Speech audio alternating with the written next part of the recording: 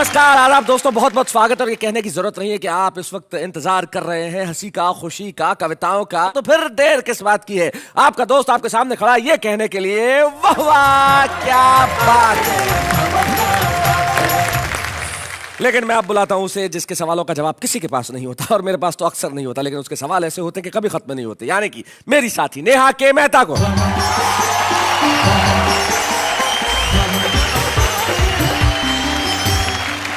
नमस्कार, आदाब, सत श्री अकाल। आप सबका दिल से स्वागत करती हूँ आपके अपने और हमारे सबके शो में, जिसका नाम है वाह वाह क्या बात है। वाह वाह क्या बात है कि सफर की ओर मैं निगाह डालता हूं तो देखता हूं कि भाई कमाल हो गया, यहाँ पे कितने लोग आए और कितने लोगों ने कितना कमाल किया और आपको कितनी हंसी बांटी। मुझे लगता है ये सफर कितना हसीन रहा है। Thank you so much. शर्माने की बात नहीं है, मैं सफर को हसीन कह रहा हूं, आपको नहीं। ऐसा कह के आप एक हसीना को सफर करवा रहे हैं, अंग्रेजी वाला। ओहो, लेकिन हम इस सफर की बात नहीं करेंगे, हम बात करते हैं उस सफर की जो वाह वाह में हमने और आपने साथ साथ निभाया और हम निभा रहे हैं। और अब तक इस सफर के दौरान कुछ लोग ऐसे आए जिन्होंने लोगों का प्यार पाया, लोगों का दिल जीत लिया, तो हमने सोचा कि उन तमाम लोगों को जनता की बेहद मांग पे वापस बुलाया जाए बेस्ट ऑफ वाह वाह के अंदर। तो उन साथियों का स्वागत करने के लिए एक बार आप मेरे साथ जरा मिलकर कहिए, वाह वाह क्या बात है।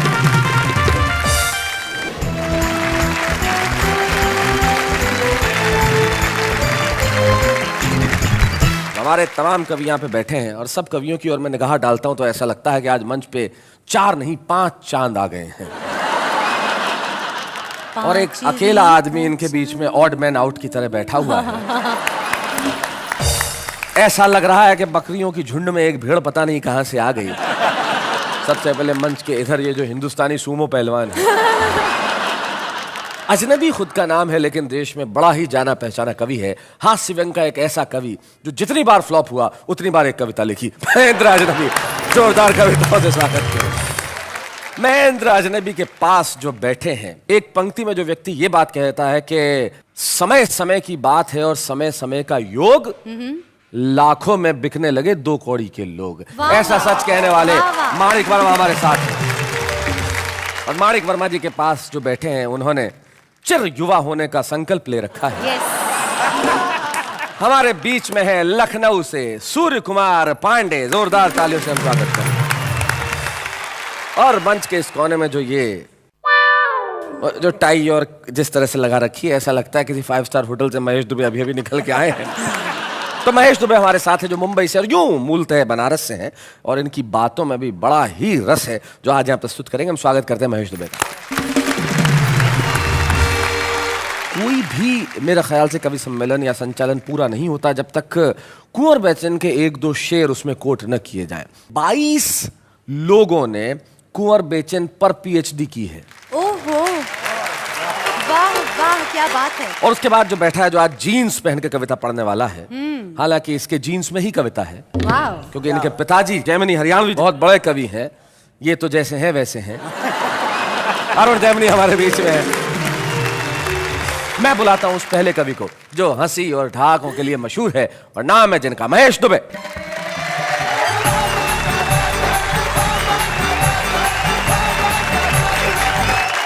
मैं एक ऐसी कविता आपको सुनाने जा रहा हूं जो कवि सम्मेलनों पर ही लिखी गई है। अच्छा।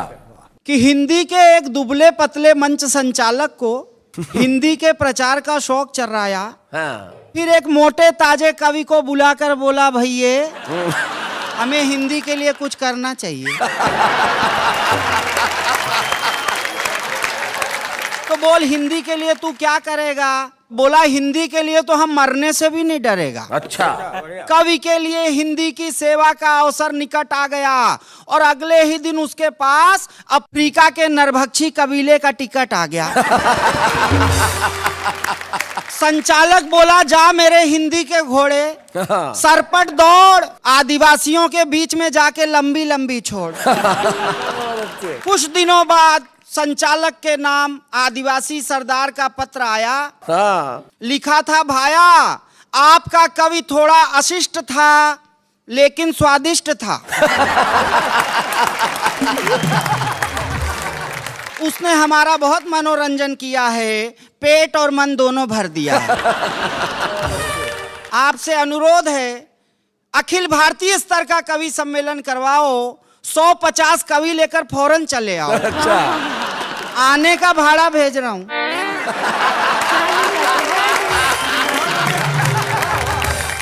आने का भाड़ा भेज रहा हूं, जाने का काम ही नहीं पड़ेगा। कवियों से ये सेवा हम मुफ्त नहीं लेंगे। हर कवि के घर वालों को उनके वजन जितनी स्वर्ण मुद्रा देंगे। संचालक की पत्नी ये पत्र पढ़ते ही चीख मारकर रोने लगी, आंसुओं से तकिया भिगोने लगी। संचालक बोला, प्रिय तुम्हें मेरा इतना गम है? वो बोली, गम गया भाड़ में, मैं तो इसलिए रो रही हूं कि तुम्हारा वजन कितना कम है। आखिर तुम्हारी ये 2.5 किलो की बॉडी किस काम आएगी? न जीते जी हमारा पेट भर सकी, न मरने के बाद उनका भर पाएगी। बहुत अच्छे। आज से तुम दोनों वक्त घी लगी रोटी, मसालेदार बोटी और मक्खन की गोटी खाओगे, पूरे 50 किलो वजन बढ़ाकर टूर पर जाओगे। सारे कवि मोटे होकर नरभक्षियों के गांव में आ गए और उन कवियों के हाव भाव नरभक्षियों को इतने पसंद आए कि उनको कवि सम्मेलन के पहले ही खा गए। अब कवियों की आत्मा नरभक्षियों के पेट में गुड़गुड़ा रही है, वहीं से अपनी प्रतिभा के दर्शन करा रही है। हास्य रस के कवि को खाने वाला बेमतलब के ठहाके लगा रहा है, हर ठहाके के बाद पत्नी के हाथ का जोरदार चांटा खा रहा है। गजलकार को खाने के बाद से ही टुन्न है, उसके हाथ पांव सुन्न हैं, हर चीज से प्रेरणा पा रहा है। अपनी भैंस की पूंछ को गेसू बता रहा है।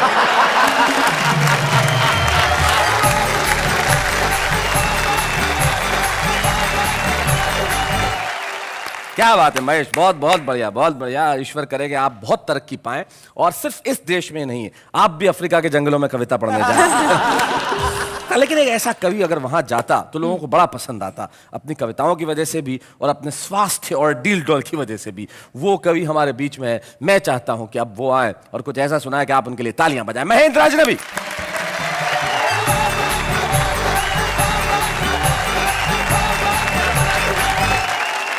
हम लोग सुबह सुबह उठते हैं, अखबार पढ़ते हैं जी। 2 खबरों को आपस में मिलाकर पढ़ लें तो भी एक नई बात पैदा होती है। 16 नवंबर की घटना है।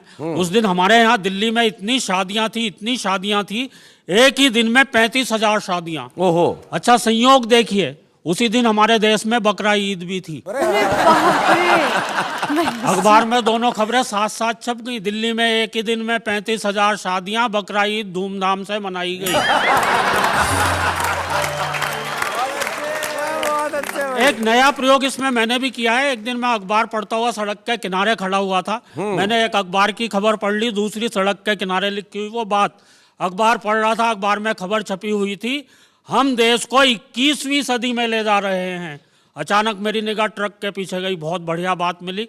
हम देश को 21वीं सदी में ले जा रहे हैं, गति सीमा 40। बहुत अच्छे। Very nice. हम सन 2000 ईस्वी में 1 अरब हो गए। ठहरिए, आगे खतरनाक मोड़ है। बहुत अच्छे। बढ़िया है। बहुत अच्छे, वाह। और प्रधानमंत्री चीन यात्रा पर रवाना, जेब कतरों से सावधान। बहुत अच्छे। 3 कुख्यात आतंकवादियों का दिल्ली में प्रवेश। नई दिल्ली नगर पालिका आपका हार्दिक स्वागत करती है। क्या बात है। शैलेश जी, अभी पिछले दिनों मैं जेल में गया। जेलर महोदय ने कवि सम्मेलन करवाया था और ये सोच के करवाया था कि शायद कैदियों की सजा में थोड़ी बहुत कमी रह गई है। बहुत अच्छे। नीचे सारे कैदी बैठे हुए थे, लाइन लगाए हुए। एक कवि आए, वीर रस के थे, बड़ी जोर से चीखते हुए बोले, आदमी यूं हालातों में जकड़ा ना जाता। ओहो। आदमी यूं हालातों में जकड़ा ना जाता। नीचे एक चोर कैदी बैठा था, बोला, भैया कुत्ते की पूंछ ना दबती तो मैं पकड़ा ना जाता। अच्छा, कहीं कहीं तो बाकायदा भाई साहब कवियों को हूट किया जाता है। जो कभी हूट हो जाता है वो मंच पे जाकर चुपचाप एक कोने में बैठ जाता है। हाँ। जैसे आज महेश बैठा हुआ है। एक कवि सम्मेलन में मैं हूट हो गया। हरे भरे पेड़ से ठूंठ हो गया। अच्छा भाई, वाह वाह वाह। मैं बड़ा दुखी था, पर यह सोच सोच के सुखी भी था कि मंच पर ये इतने बड़े बड़े कवि आदरणीय माणिक वर्मा जी, आदरणीय कुंवर बेचैन जी, भाई अरुण जैमिनी जी, भाई सूर्य कुमार पांडे जी, भाई महेश दुबे जी, इतने ही तो बैठे हैं यहाँ पे।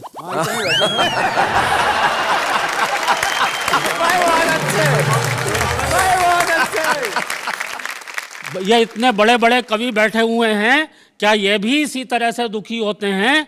इन बेचारों पर क्या गुजरती होगी, क्योंकि ये तो लगभग रोज ही ऊट होते हैं। मेरे साथ तो खैर पहला ही चांस है। मैं मंच के एक कोने में बैठा हुआ और कवियों को घूर रहा था। जो कवि अगर जरा सा भी जम जाता, वही मुझे अपना सबसे बड़ा दुश्मन नजर आता। अच्छा आधा घंटे बाद जब एक और कवि हूट हो गया, तब जाके मेरी आत्मा को घनघोर शांति पड़ी। अच्छा, आके भी मेरे ही पास बैठा। मैंने तुरंत उस कवि की पीठ थपथपाई। पीठ थपथपाने पे वो थोड़ा नॉर्मल हुआ। मुझसे बोला, यार कविताएं तो हमारी बहुत अच्छी थी, बस सुनने वालों की अकल ही फिसल गई होगी। हम लोग ऊंचाई पर खड़े थे ना, इसलिए कविता उनके ऊपर से निकल गई। मैंने कहा, यार इन लोगों को पता ही नहीं है कविता कैसी होती है। वह बोला, जैसी तुम और हम लिखते हैं वैसी होती है। अब दोनों बैठ के एक दूसरे को महान सिद्ध करने में लग गए। बोले, अरे तू है इस युग का दिनकर, मैं हूं आदित्य, हम दोनों ही तो लिखते हैं साहित्य। मैंने कहा, नहीं नहीं, तू है पंत, मैं हूं निराला, पर हाय हाय रे सुनने वालों, हमें ही हूट कर डाला। मैंने कहा, भैया यहाँ तो बैठे थे सारे के सारे चिड़ी मार। अच्छा, जो कविता तुमने यहाँ सुनाई थी वो जरा फिर से सुनाओ यार। हो हल्ले में ठीक से सुन भी नहीं पाया था। वह बोला, लो सुनो, मेरी कविता का शीर्षक है स्नान। स्नान। मैं समझ गया क्यों हूट हुआ होगा। भयंकर सर्दी के मौसम में पब्लिक को नहाने की कविता सुना रहा। अच्छा, नहाने पे क्या कविता उसने सुनाई भाई साहब? बोले, राम लाल साबुन से नहाता है, रहमान लाल साबुन से नहाता है, बंता सिंह भी लाल साबुन से नहाता है, इसके बाद भी अगर साबुन बच जाता है इसके बाद भी अगर साबुन बच जाता है तो उससे रिची रिचर्डसन नहाता है। Richie Richardson. अब देखो, एक तो मेरी कविता में राष्ट्रीय एकता आई, सही बात। दूसरे सब नहा लिया, इसलिए शरीर की भी सफाई। मैंने कहा, शरीर की भी सफाई, पर एक बात मेरी समझ में नहीं आई, तुम अपनी इस कविता में सबको लाल साबुन से ही नहलाने के पीछे क्यों पड़े हो? क्या ये तुम्हारा प्रिय साबुन है? क्या ये इतना फैंसी है? वह बोला, नहीं यार, बात दरअसल ये, मेरे लड़के के पास इसकी होलसेल एजेंसी है। तभी मेरे अंतरतम से आवाज आई कि जरा सुनो मेरे भाई, नहलाओ उन्हें जो एक दूसरे पर कीचड़ लगाते हैं, नहलाओ उन्हें जो भाई से भाई को लड़ाते हैं, और उन्हें तो खौलते पानी से नहलाओ जो लोगों को खून से नहलाते। वाह वाह वाह वाह वाह, क्या बात। सिर्फ बाहर का स्नान लुटेरा बनकर आदमी की आत्मा को लूट जाता है, और किसी साबुन वाबुन की जरूरत नहीं पड़ती दोस्त। सिर्फ आंखों के पानी से ही मन का मैल छूट जाता है। हाय हाय हाय हाय, सिर्फ आंखों के पानी बहुत से। अच्छे, मैंने बहुत बढ़िया। वाह वाह वाह।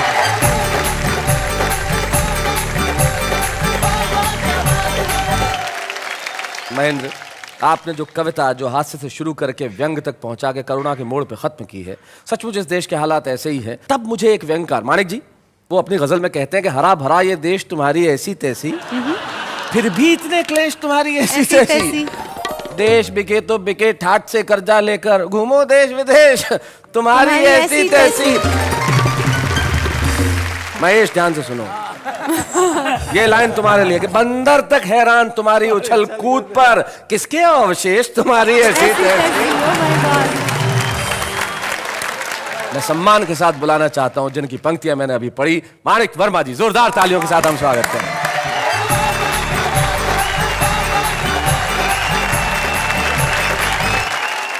मैं मध्य प्रदेश हरदा से आया हूँ, और वहाँ की एक सच्ची घटना मैं आपको सुनाना चाहता हूँ। पहले कि चंबल के डाकुओं ने एक सरकारी बस लूटी, मगर अभागों की किस्मत फूटी। लूट का जब हिसाब मिलाया 5,000 से भी कम पाया।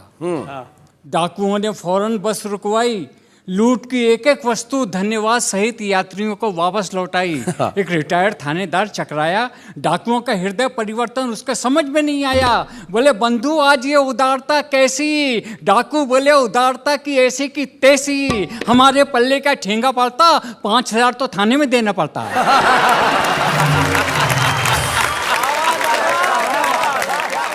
एक टुकड़ा और सुनिए। बेकारी से तंग आकर मैंने एक अंधे भिखारी के कटोरे से अठन्नी उठाई। अच्छा। और उससे पूछा अब कैसी तबीयत है बड़े भाई? भिखारी बोला अभी तक तो ठीक थी, मगर अब पता चला अच्छे अच्छों का ईमान डिगने लगा है। अठन्नी वापस रख दो, मुझे फिर से दिखने लगा है। मेरे क्षेत्र में 2 नेता हैं, एक का नाम है मोतीलाल, एक का नाम है मांगीलाल। हुआ ये कि मोतीलाल को चुनाव का टिकट मिल गया और मांगीलाल रह गए, मगर मांगीलाल ने चुनाव लड़ा और जमानत सहित बह गए। अब मंच पर मांगीलाल भी बैठा हुआ था। थोड़ी देर के लिए मेरे भाई अरुण को मांगीलाल समझ लीजिए और मुझे मोतीलाल। हाँ। ओके। पहला संबोधन हारे हुए नेता का अपने मतदाताओं के नाम कि लोकतंत्र के लुच्चो, लोकतंत्र के लुच्चो, दगाबाज टुच्चो। अरे हमारी हार बीबीसी लंदन से ब्रॉडकास्ट करवाई और ये खबर आज तक किसी अखबार में नहीं आई। देश को आजादी किसने दिलवाई? मांगीलाल और मैंने। गुलाम गुलाम से मतदाता बने तो बुद्धि चकराई। हमारे चेहरे पे सूखा और तुम्हारे चेहरे पे मलाई। पशु मेले के पोस्टरों, पशु मेले के पोस्टरों, पशु मेले के पोस्टरों, भूल गए वो दिन जब जंगल में उछल कूद करते थे। डार्विन ने कहा था कि पहले आदमी बंदर था। भूल गए वो दिन जब जंगल में उछल कूद करते थे, आसमान धरती पे धरते थे। अरे लंगोटी लपेटना भी ढंग से नहीं आया, तुमको बंदर से आदमी किसने बनाया? मांगीलाल और मैंने। हमने तुम्हें नई रोशनी में खड़ा किया और हम ही को अंधेरे में चूने लगा दिया। दुश्मन को वोट और हमको टाटा। एक गाल पे चुंबन और एक गाल पे चाटा। बहुत अच्छे, अब खा लो रबड़ी के लच्छे। ये मुंह रसगुल्ले, केसरिया दूध के कुल्ले। भगवान कसम तुमको ये दिन किसने दिखाए? मांगीलाल और मैंने। कायर ताके कुकुर मुत्तो, तुमसे तो बेहतरीन तुम्हारा बाप था। पिछला चुनाव उसी ने हमको जिताया। अरे पेटी लेके ऐसा भागा कि आज तक नहीं आया। हमने एड़ी चोटी का जोर लगाया और उसको शिखंडी पुरस्कार किसने दिलवाया? मांगीलाल और मैंने। अब इस बात को देखिए आप, गीदड़ के आखिरी अवतारों, ये राजनीति तुम्हारे समझ में क्यों नहीं आती है? सत्ता किसी की हो, जनता हमेशा सताई जाती है। क्या बात है। अरे खून हमेशा गरीबों का बहा, और ये 4 जनों के सामने किसने कहा? मांगीलाल और मैंने। झांसी की रानी कौन था? पूरा पंडाल मौन था। एक मतदाता बोला झांसी की रानी था नहीं थी। नेता फौरन घूम कर बोले ये बुद्धि तुमको किसने दी? मांगीलाल और मैंने। कभी खोला है वो इतिहास का सुनहरा पन्ना जब भगत सिंह ने असेंबली में बम फोड़ा, सारे देश को जगाया। हमारे शरीर में भी ऐसा करंट आया कि देश पर मिटने के लिए 1 दर्जन बच्चे किसने पैदा किए? मांगीलाल और मैंने। दुनिया के सारे देश हमसे ज्यादा तरक्की कर रहे थे, उनके नाज नखरे हमको अखर रहे थे। अरे हमने भी ऐसा दाव मारा कि सब पे भारी हो गए। सालों से इतना कर्जा लिया कि वो खुद भिखारी हो गए। वाह क्या बात है। और आखिरी शन देखिए, और मांगीलाल तू अच्छा नंबर आ गया मांगीलाल जी। तूने देश को क्या दिया? जो कुछ किया वो तो मैंने किया। खटिया तेरी भी खड़ी है बुन ले, और जाते जाते एक शेर सुन ले कि तुझसे कोई गिला नहीं है आस्ती के सांप, तुझसे कोई गिला नहीं है आस्ती के सांप, हमसे ही तुझको खून पिलाते नहीं बना।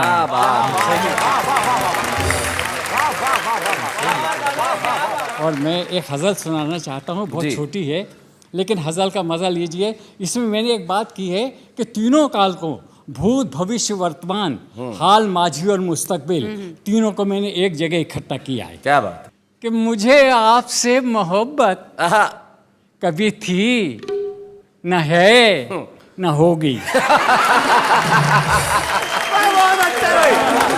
बहुत अच्छे, तीनों काल आ गए। तो सुनिए आप, मुझे आपसे मोहब्बत कभी थी न है न होगी, मेरी ऐसी खोटी किस्मत कभी थी न है न होगी। मैं उधार लूं किसी से और फिर उसे चुकाऊं, ऐसी खराब आदत कभी थी न है न होगी। मैं बना हूं जब से लीडर, हुई इस कदर फजीहत, मेरे घर में मेरी इज्जत कभी थी न है न होगी। ये तो हास्य के थे, अब मेरी रंग के व्यंग के शेर सुनिए आप जी। तू जो होता जानवर तो तुझे सब खरीद लेते, तू जो होता जानवर तो तुझे सब खरीद लेते, यहाँ आदमी की कीमत कभी थी न है न होगी। वाह वाह वाह वाह। क्या फिर देखिए कि मैं गरीब आदमी हूँ, मैं गरीब आदमी हूँ, मुझे न्याय कब मिला है, मेरे वास्ते अदालत कभी थी न है न होगी। वाह वाह।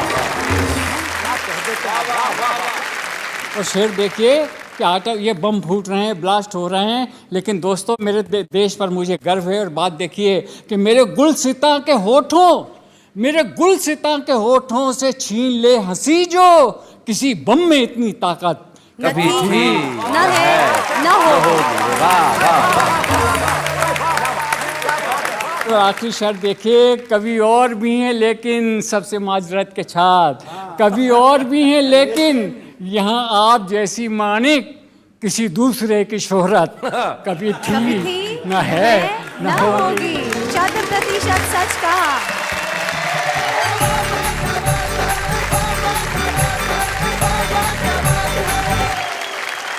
बिल्कुल सही कहा मानिक दा आपने। लोग कहते हैं कि देश में घी दूध की नदियां बहती थी, तो मैं कहता हूं कि घी दूध की सरिता कभी थी न है न होगी।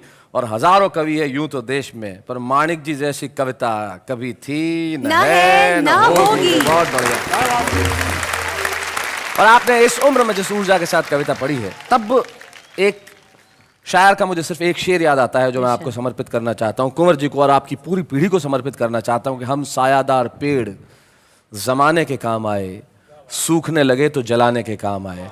आप लोगों की छाव में जो हिंदी कविता पल रही है, हम उसके लिए आपका बहुत बहुत अभिनंदन करते हैं। निश्चित तौर पे एक बार मानिक वर्मा के लिए हम कहेंगे वाह वाह क्या बात है। हमारे खास मेहमान जो आज इस वाह वाह क्या बात है में एक कविता पढ़ने के लिए आ रहे हैं, वो कवि नहीं है लेकिन कविता के प्रेमी हैं, कवि हृदय हैं और एक बड़े ही सुप्रसिद्ध अभिनेता है हमारे हिंदी टेलीविजन इंडस्ट्री के, हमारे साथी, हमारे colleague Anoop Soni. Please welcome Anoop Soni.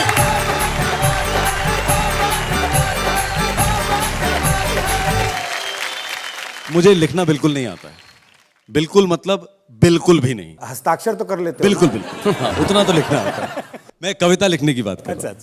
लेकिन बचपन से बहुत शौक रहा कविता सुनने का, और आज जब मुझे बताया गया कि आप यहाँ आइए तो मुझे बहुत खुशी हुई। और मैंने सोचा कि कविता अगर पढ़नी है तो एक कविता जो मैंने चूज की सबके साथ मिलकर, वो थी काका हाथरसी जी की कविता। तो उनका कुछ, उनके लिए तालियां। ये कविता कभी पुरानी नहीं हो सकती, क्योंकि नाम कुछ और दर्शन कुछ और, ये तो जग जाहिर सी बात है। जैसे मतलब किसी का नाम अगर सैफ है तो ये कोई गारंटी नहीं है कि हर लड़की उसके साथ सैफ होगी। बिल्कुल। आप ये देखिए कि मेरा नाम अनूप है, अनूप का मतलब होता है डिफरेंट, अलग, लेकिन मैं बिल्कुल अलग नहीं हूँ, एकदम आम आदमी जैसा हूँ, है ना। और हमारे जैसे ये जैमिनी साहब बैठे हैं, अरुण जैमिनी जी। अब जैमिनी नाम से हमेशा जो है एक सर्कस, जैमिनी सर्कस का याद आता है ना, लेकिन सर्कस का इनका सर्कस से कोई लेना देना नहीं है। ये गलत है, ये तो सबसे बड़ा सर्कस है। उधर देखो, नाम सूरज ऊपर चांद। क्या बात है। हाँ, तो बस ऐसी ही ये काका की जो कविता है जो जी। मैं पढ़ने जा रहा हूं। नाम रूप के भेद पर कभी किया है गौर? नाम मिला कुछ और तो शक्ल अकल कुछ और। हाँ। शक्ल अकल कुछ और, नैन सुख देखे काने। हाँ। बाबू सुंदर लाल बनाए ऐचक ताने। हाँ। कह काका कवि दया राम जी मारे मच्छर। हाँ। और विद्याधर को भैंस बराबर काला अक्षर। हाँ। बस। मुंशी चंदा लाल का तार कोल सा रूप, अरे और श्याम लाल का रूप है जैसे खिलती धूप। जैसे खिलती धूप सजे बुशर्ट पैंट में, ज्ञानचंद 6 बार फेल हो गए 10th में। सूर्य प्रताप जी देखे हमने बिल्कुल ठंडे। हाँ। और पंडित शांति स्वरूप चलाते देखे डंडे। हाँ। पूछ ना आई इंच भी कहलाते हनुमान। हाँ। मिले ना अर्जुन लाल के घर में तीर कमान। हाँ। घर में तीर कमान बदी करते हैं नेका, और तीरथ राज ने कभी इलाहाबाद ना देखा। हाँ। सत्यपाल काका की रकम डकार चुके हैं। सत्यपाल काका की रकम डकार चुके हैं, और विजय सिंह 10 बार इलेक्शन में हार चुके हैं। नाम धाम से काम का क्या है सामंजस्य, किसी पार्टी के नहीं है झंडा राम सदस्य। झंडा राम सदस्य भाग्य की मिटे न रेखा, और स्वर्ण सिंह के हाथ कड़ा लोहे का देखा। कह काका कवि खरे लाल जी निकले खोटे, इस कलयुग में नाम बड़े और दर्शन छोटे। न तो कभी कवि पुराना होता है, न कविता पुरानी होती है। आज इस मंच पे हमें काका हाथरस की कविता का आशीर्वाद आपके स्वर में मिला, इससे बेहतर क्या हो सकता है। आप निश्चित तौर पे अनूप हैं, क्योंकि आप अभिनेता होते हुए भी यहाँ पे कविता पढ़ रहे हैं। ये काम आसान काम नहीं है। अनूप, यहाँ आने के लिए बहुत बहुत बहुत बहुत धन्यवाद, बहुत बहुत शुक्रिया। Thank you so very much.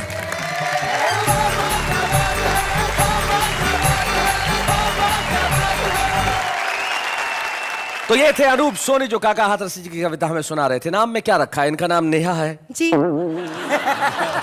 Neha, प्रेम देने वाली, प्रेम करने वाली। Innocent love, Neha. इनका और मासूमियत का उतना ही संबंध है जैसे भारतीय नेता और ईमानदारी का। शैलेश जी, आप मुझे ये बताएं कि पुरुषों को बेस्ट वाइफ कौन लगती है? अरे पुरुषों को तो वाइफ बेस्ट लगती है, अगर हाँ। खुद की ना हो। दूसरों की वाइफ तो बहुत अच्छी लगती है पुरुषों को। ये कहते हैं, यार हमारे अल्लड़ जी थे, उनके 2 शेर बड़े अच्छे थे। वो कहते हैं कि लफ्ज तोड़े मरोड़े गजल हो गई, सर रदीफों के फोड़े गजल हो गई, और एक रुबाई थी अल्लड़ पे कब से फिदा, ले उड़े कुछ निगोड़े गजल हो गई। तो जब रुबाई निगोड़ों के पास होती है तो बहुत अच्छी लगती है। लेकिन कुछ लोग होते हैं जिनके पास अपनी रुबाई, अपनी रचनाएं, अपनी कविताएं लिखने की क्षमता होती है, ताकत होती है, लेकिन दुनिया के फलक में शायद वो आज इतना बड़ा नाम नहीं होते। लेकिन वाह वाह क्या बात है कि मंच में हमने ये फैसला किया कि हम एक ऐसे कवि को बुलाएंगे जिसके पास ये सब करने की प्रतिभा है। तो हमारे बीच में आते हैं नई दिल्ली से दीपक सैनी।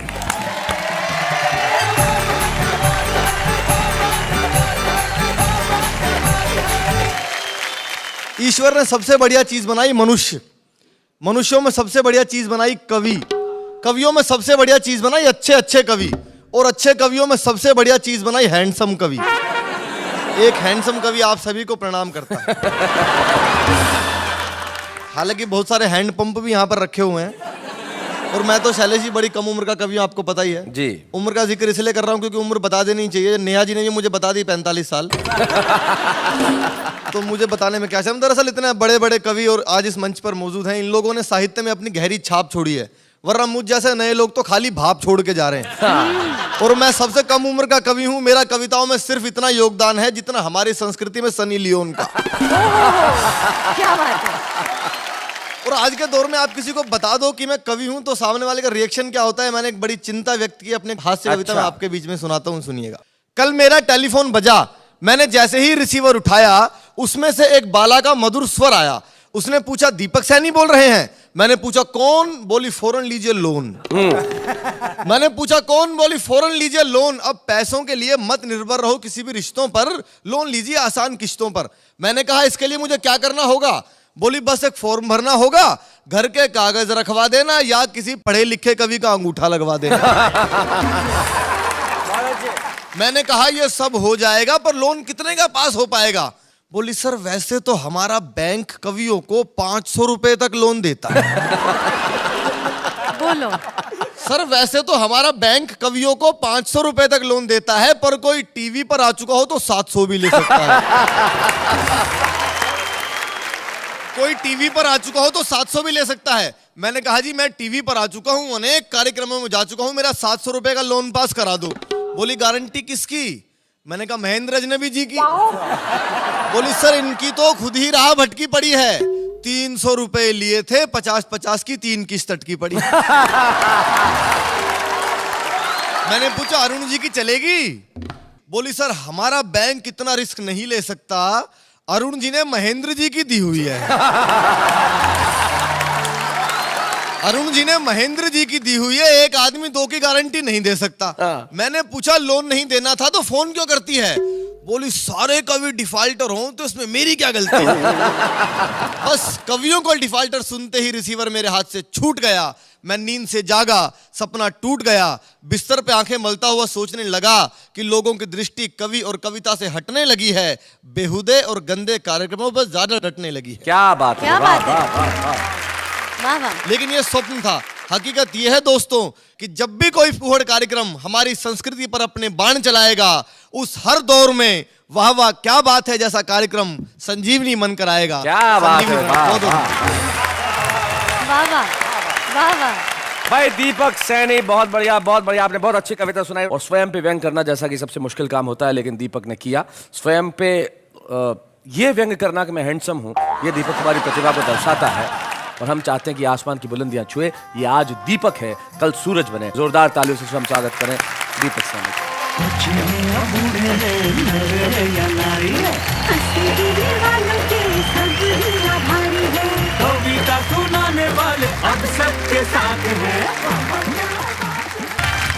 यार तुम मुझसे सवाल पूछती रहती हो, एक सवाल मैं तुमसे करना चाहता हूँ। पूछिए पूछिए। तुम्हें सबसे बढ़िया कविता किसकी लगती है? बेस्ट? उनकी। मतलब माणिक वर्मा जी की? नहीं नहीं नहीं नहीं, उनकी। मतलब अरुण जेमिनी की? नहीं ना बाबा, उनकी। भारतीय संस्कृति में जब कोई युवती किसी का नाम न लेके उन कहे तो इसका मतलब महेश दुबे की? अरे नहीं बाबा, उनकी। अच्छा उनकी। अरे हमारे वो आम आदमी जो कविताएं करते हैं, भाई कविता का छंद और अलंकारों में नहीं पड़ते, जैसा मन में आता है वैसा कहते हैं। देखते हैं क्या कहते हैं। अर्ज किया है, करीब आकर मेरे कानों में कुछ कहती हो, बंद करके आंखें मेरी अपने होने का एहसास भर देती हो, सच मानो या झूठ दिल में प्यार भरा डर भर देती हो। आग है, हवा है, पानी है मुझ में, सब कहते हैं शीला की जवानी है मुझ में। एक एक्टर को हिट करने के लिए एक पिक्चर काफी है और हमें परेशान करने के लिए एक टीचर काफी है। आप इतनी सुंदर हो, आपको देख के ये ख्याल आया, आपकी सहेली को देखा तो दूसरा ख्याल आया। रिमझिम गिरे सावन, सुलग सुलग जाए मन, फिर क्या, ट्रैफिक जाम और लोकल बंद। मैंने पूछा चांद से कि देखा है कहीं, मैंने पूछा चांद से कि देखा है कहीं, चांद ने कहा रात में निकलता हूँ अबे दिखता ही नहीं।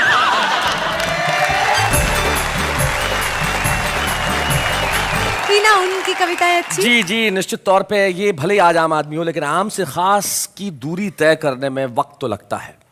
लेकिन कुछ लोग होते हैं जो वक्त से परे होते हैं, और एक ऐसे ही कवि हमारे बीच में है जिनकी कविताएं आपको और मुझको हंसने पर मजबूर करती हैं। एक ऐसे कवि जिनकी कविताएं आपके दिलों में देश की पीड़ाओं के प्रति आवाज़ उठाने की प्रेरणा देती है। हमारी पीढ़ी को ये गर्व है कि इस पीढ़ी में माणिक वर्मा मौजूद हैं, और माणिक वर्मा जी को आज वाह वाह क्या बात है कि इस मंच पर सम्मानित करते हुए मैं स्वयं गौरवान्वित हूँ। हम स्वागत करें माणिक वर्मा जी का।